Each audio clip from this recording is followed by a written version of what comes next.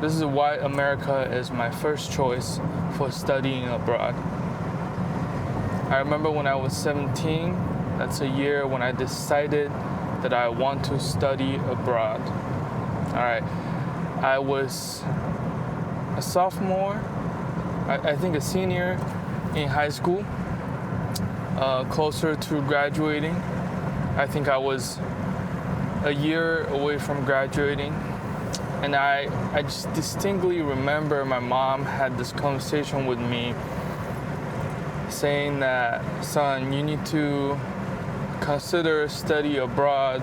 I can help you to set up somewhere outside of China. And I remember vividly that I told my mom no, because I had a selfish reason. At the time I was dating.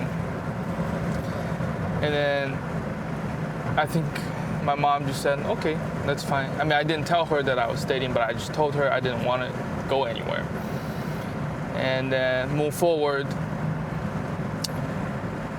I just got to a point where I was capping. I was capping at where I was in life. I feel like there was no future. I was gonna do the same thing as everybody else. Go to a regular or to low-tier college in China, get a regular job, live a regular life. All right, not to say that there's anything wrong with it, but at the time, I didn't want that to be the case. So I told my mom, I went back to my mom maybe like a year later, half a year later, I said I want to go study abroad. So the whole thing came pretty quickly. We contacted this agency that my cousin also was part of. She went through this agency to go study abroad in New York. All right, so in China, if you want to go somewhere, it's likely you're going to contact some agencies that they already have connections with schools in America or some other countries. So they can help you to do all the paperwork, visa, and everything else, right? So we contacted them. They presented me two options. I could either go to Thailand, study, I think, hospitality and then tourism, and I could choose to go to Seattle to go to community college. All right, for our price range, for the budget we had. So I think without hesitation, in my mind, I made the decision I want to go to America, right? I love basketball, I love American culture, I was brainwashed by Hollywood, so why not, right? It has to be America. Now, I know that my goal was to be able to live a different life, and I went with kind of that mentality in mind, meaning I wasn't gonna waste my time with any Chinese people.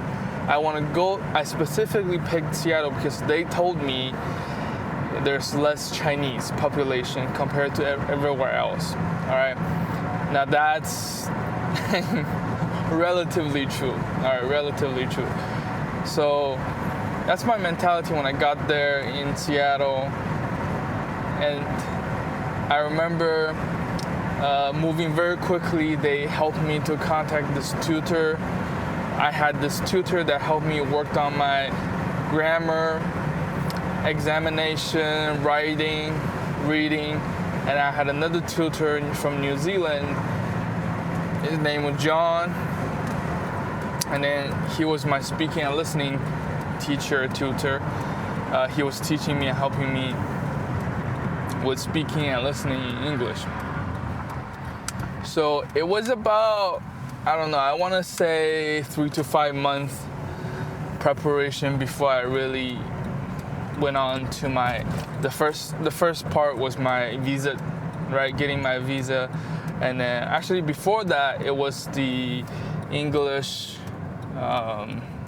examination for foreigners. I don't know what it stands for, IELTS. And I had to take that test, take the result, go to the American embassy, apply for this American visa. All right. So that was the couple of big milestones I had to hit. So I did exactly that,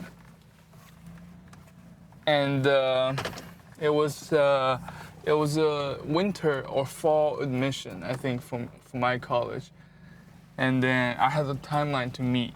All right, but that's essentially my journey, you know, to America, and then I think that was probably one of the best decisions. I mean, the best decisions, obviously, me giving my life to Jesus, but that's where I met Jesus. Right? So he was in this all along. And to me, that's precious, right? That's the most precious thing I can ever gain from this journey, was to know my Lord and Savior Jesus that saved my life, and then, you know, turned my life around. Now I'm recording a YouTube video in my car and going to work.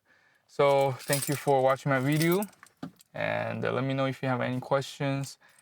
How can I help you to be successful in America? And I'll see you in the next video.